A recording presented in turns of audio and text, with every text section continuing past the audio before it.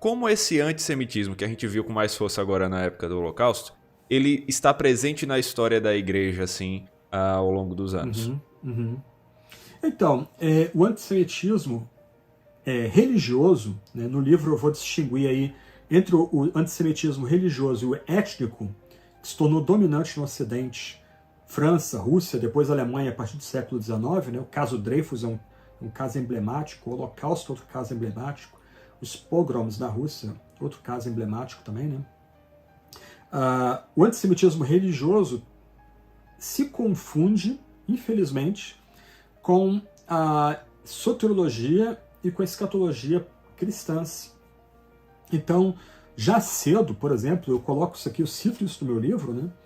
Você vai ter aí, por exemplo, decisões conciliares exigindo dos judeus quando ele exige de nenhuma outra etnia, o abandono completo da sua história e sua cultura para se tornar cristão. A ideia aqui é o seguinte, ó, o judeu quer abraçar a fé no Messias, quer ser batizado da igreja cristã, ótimo, confessa o Messias e come um sanduíche de mortadela ou de presunto ou de linguiça, né, para provar que agora é um cristão de fato. Né?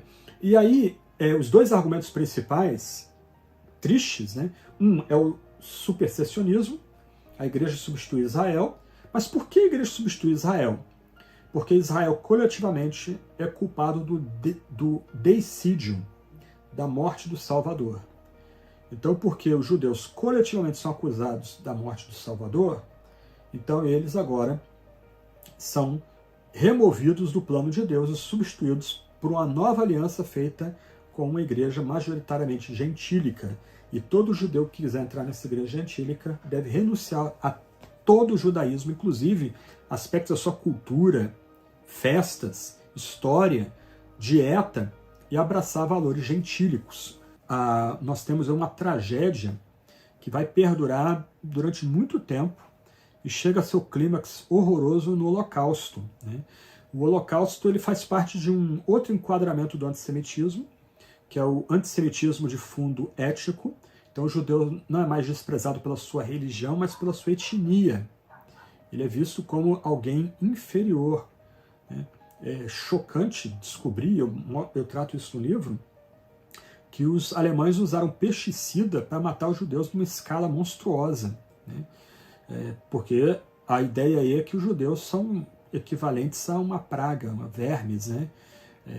E infelizmente, certos segmentos da igreja protestante na Alemanha, para justificar o seu desprezo, seu ódio pelos judeus enquanto etnia, voltaram a Lutero, né, e aos 2 ou 3 escritos que Lutero preparou, atacando muito duramente, muito rudemente os judeus, estimulando o seu banimento. Ele não estimula o assassinato de judeus em nenhum momento, mas ele estimula que os judeus sejam banidos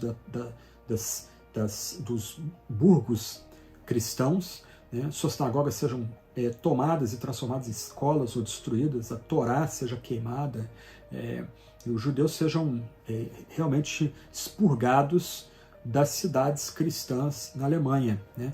A situação, os textos foram tão ruins, né, de Lutero, que, por exemplo, em Estrasburgo eles foram proibidos pelos pastores de Estrasburgo de circular e serem publicados em Estrasburgo. E, como eu tento argumentar, são os reformados que vão trazer uma perspectiva diferente para o debate de como lidar com o Antigo Testamento, sobretudo, né, a preocupação principal, e daí como lidar com os judeus. Por exemplo, a partir do século XVII, a Igreja da Escócia, né, que seria presbiteriana, fundada por John Knox, começa a importar rabinos para eles ensinarem na Universidade de Edimburgo os futuros pastores. Isso é muito interessante, isso eu cito no meu livro. Durante quase 200 anos, século XVII, XVIII, começo do século XIX, não vai ter um único incidente de antissemitismo da Escócia presbiteriana. Inclusive, o grande romancista escocês, né, Sir Walter Scott, né, ele, quando ele escreve seus livros, ele vai tratar dos judeus sempre numa luz positiva, né, como em Vanhoé, né, uma família judaica, um pai e uma filha são personagens principais do livro, e sempre numa luz positiva. Eles têm a sua importância na história, no desenrolar da história. E Sir Walter Scott é um dos grandes romancistas, um dos grandes escritores escoceses né? A época de ouro aí do presbiterianismo, século XIX, metade do século XIX. Né? Então, isso é bem curioso, como é que são os reformados que vão lutar relendo, né?